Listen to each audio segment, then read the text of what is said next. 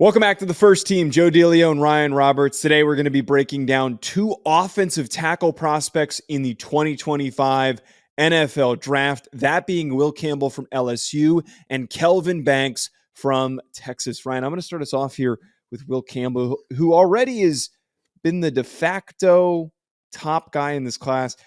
I don't want to put him in the same category as Joe Alt. I think that we would be getting way ahead of ourselves if we were categorizing him as that good. But I think Will Campbell feels pretty safe right now as an easy pick for the top tackle in the class. Maybe he ends up like Olu Fashanu and still goes in the top 15 picks, but somebody overtakes him. There's plenty of time for that to happen. Any background on Campbell before we give positives and negatives on him as a prospect? It's funny that we're doing him and Banks together because they actually have like very similar-ish backgrounds, I guess, right? So Will Campbell, he's out of Monroe, Louisiana. He went to Neville High School. He was rated as a 5-star recruit by ESPN. They had him ranked as number 14 overall player. Number 2, actually, they had ranked as an interior offensive lineman coming out of high school, which is kind of wild. Yeah, really? Yep, I'm looking at it right now. But otherwise, consensus 4-star out of the other major recruiting platforms, number 40 overall in the On3 industry rankings. So he's ranked very high, and it wasn't a total surprise that he started game 1 for LSU at left tackle. And I know that him and Emory Jones and the offensive line in general, they were obviously very young in 2022, and it was a little bit of baptism by fire. I mean, I feel like most people remember obviously the game against Jared Verse to start out Will Campbell's career, but obviously he's come a long way since then. Freshman All-American in 2022, first-team All-SEC selection in 2023 as a true sophomore. So he started every single football game he's played at LSU. Louisiana kid, pretty basic background. High, consensus 4-star, 5-star by one platform. So Campbell, yeah, him and Banks are probably both not going to be super exciting to share their backgrounds because they're both just super highly recruited kids who started. Can I say one more? Yeah, well, yeah. And to say the starting early thing, I guess one just kind of quick note is that Will Campbell is pretty young for his age for the most part. Yep. So he's only 20 years old right now. He will not turn 21 until January 6th. So pretty much the entirety of the 2024 season for him is going to be as a 20-year-old prospect. So just kind of some more context there.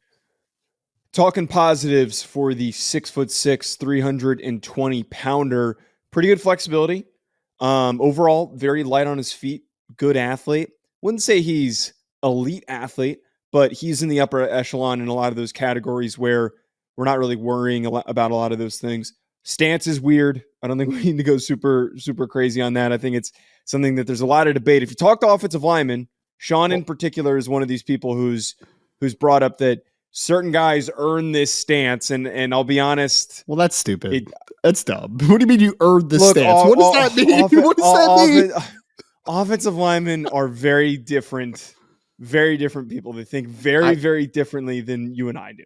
I started left tackle 3 years in high school. I don't get the whole. Okay, you weren't 6'6", 320. You weren't a college offensive lineman. I still don't get it. I still don't get that whole conversation. I still don't get it. There is a stance that needs to be had, and we'll talk about that in the negative column, Joe. Because we have to talk about that. Have to. To finish the positives, though, he really shines in pass protection, kind of like Olu Fashanu, where the best part of his game is how good he is in pass pro.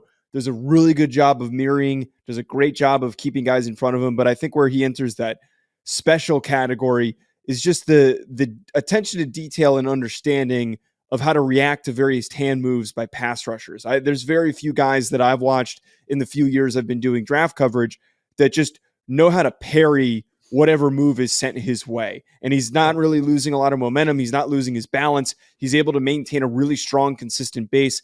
That to me really puts him, I think, ahead of the curve of some of these other guys that we're going to discuss throughout this process throughout the summer that are much rawer than a guy like Will Campbell. Yeah, he's one of those guys. I like how you kind of opened it up with Joe Alt, because I agree. He's not a Joe Alt-esque prospect right now, and probably won't be just in general, but 6'6", 320, he just kind of lulls you to sleep a little bit. There's some of these offensive tackles that you not get bored. That's not the right word, but it's just so consistent. Yeah. It's like, he's just so consistent, and he just wins reps at the end of the day, right? There's going to be offensive tackles that we'll talk about throughout the rest of these breakdowns that are a lot more exciting. The highs are higher. But the thing about guys like Joe Alt and like Will Campbell is they just don't give up a lot, right? Like they just win reps constantly. And I think that he does that. And I think you said it perfectly, Joe. When you're talking offensive line play, yes, upper body and lower body working together are important, but there is times in reps where we talk about independent hand usage, where your hands have to be directly out of sync, basically, or independent, quote unquote, from the rest of your body, because they have that hand fight. They have to be able to reset their hands in proper positioning and be able to win those reps that way, right? Because you're a defensive lineman's allowed to hit hands away, right? You're allowed to hand fight as well. And I think that Will Campbell really excels in that department, man. Like his hands are just so constant and consistent and relentless, and he fights for positioning throughout reps, which I think is fantastic. And he's got a really strong lower half. Like when he digs his heels in, gets his hips down, which we'll talk about that in the negative side of things. He just doesn't move, man. Like he's a very, very strong, and I would say just kind of I think he's a physically mature kid. Like he's just kind of had this body and this physicality and this power profile pretty naturally to him, right? So when he digs in, I think it's really solid. I think that he's a really easy mover, a really easy guy to play connected to guys and be able to redirect in space. So I think there's just a consistent approach. And in the run game, it might not be consistently flashy, but the run game spots, you'll see times where you're just like, he's dominant at times, man. Like he does have a lot of pop in his hands, a lot of lower body finish.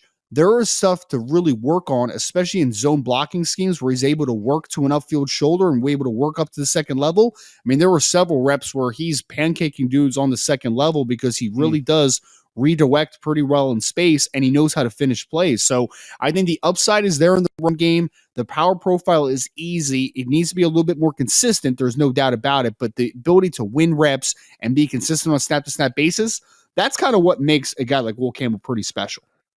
So you brought up the power that he has in his lower body. That I think lines in with his weaknesses you've kind of alluded to here.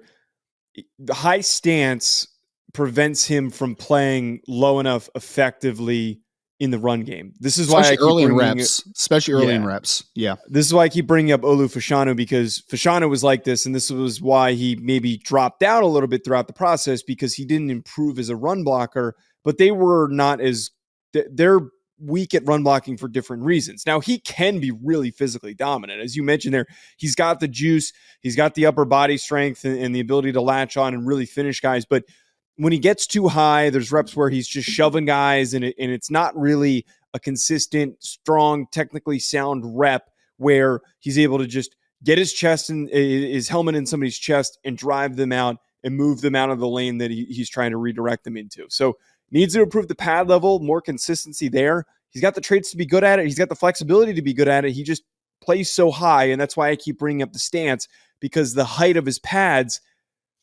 it could be lower, and if you're coming and firing out lower, it's going to improve that. And I know that offensive linemen, they think much differently, and some are going to have a different correction to this point that I'm bringing up, but that's just the way that I see it. I think that if he played lower and started lower, he would be much more effective as a run blocker. Here's the thing, and I think that we can use this negative in passing game as well, because here's the thing. Right now, where Will Campbell is in the SEC conference, which I understand is the best conference in college football and the most NFL talent, I get that. There was no argument that will ever be made against that for me personally, at least not right now. Despite that, Joe, he wins a whole lot of reps against a lot of strong grown men, right? But I do think that we need to understand that when you make that push to the next level, guys, especially on the edge, are going to get longer, more powerful, and more explosive.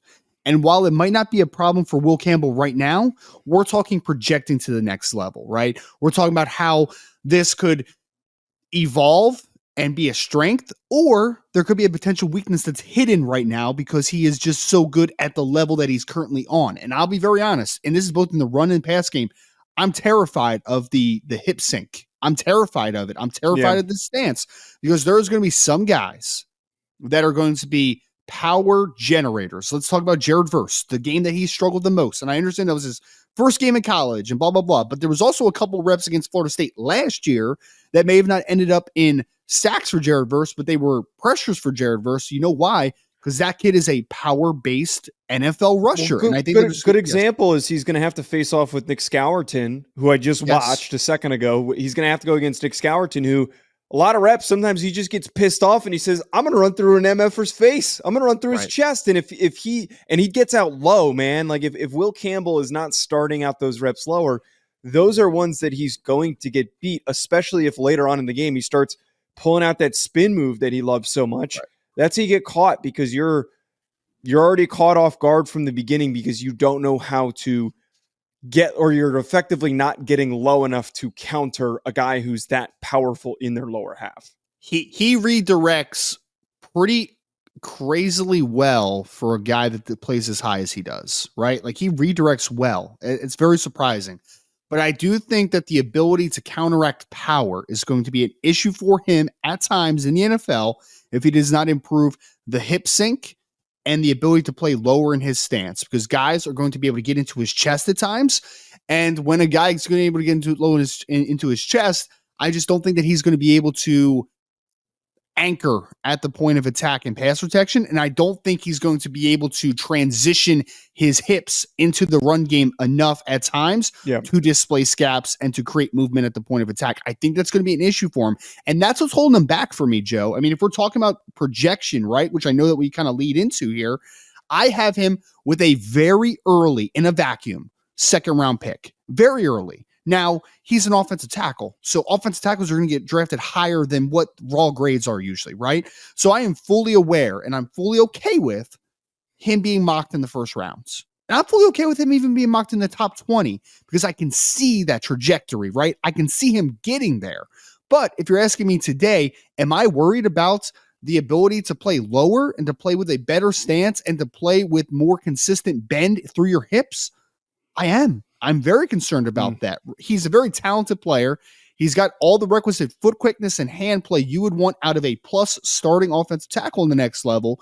But the hip bend, the flexibility in his lower half specifically, that needs to be stuff that I need answered this upcoming season. So there's a lot to play for Will Campbell, because I don't even need him to play with a better stance all the time. I need him to play with better hip sync consistently. If he can, then he's a bona fide first rounder. But that is the question that still needs to be answered today. With that in mind, I have a mid first round on him. I think that he's a very good prospect. The issues I think are super correctable. Like, it's not like he's got a trade issue. It's not like he's not long enough. It's not like he's not quick enough. It's just eventually needs enough exposure to playing lower like you're talking about. And sometimes for these guys, it's getting beat by somebody who knows how to expose those weaknesses. So maybe that's what comes into play, is that Nick Scourton game could be a come to Jesus moment for him, and he ends up working on it. But this is still a very good prospect. And I agreed. Mid first rounder is a great placement for a guy like this in summer scouting. Yeah. And I have no problem with the mid first, because again, I could see the trajectory there. I am just trying to be a little bit more tentative with my upside aspect of summer scouting. And I understand, I fully, like, when I'm in on a guy, I'm in, right? Like, I dive head first. There's no doubt about it. I see all the trajectory here. I just need, because there are some things, Joe, that I look at and say, that's correctable, and it's easily correctable, and I can have a quick fix, and we can be good, and the trajectory can move forward quickly. Playing with consistent bend isn't always something that is easily fixable. I do think it can be fixed for Will, because I don't think he's an overly unflexible person. Is that a word? Unflexible? It doesn't sound like a word. Sure. Non-flexible person.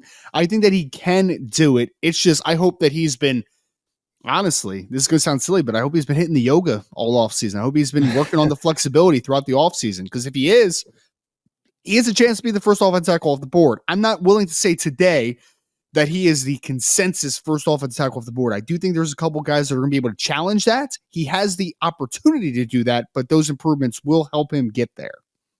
BetOnline remains your top spot for all of your live betting action and contests. NFL, college football, UFC, NHL are all in full swing.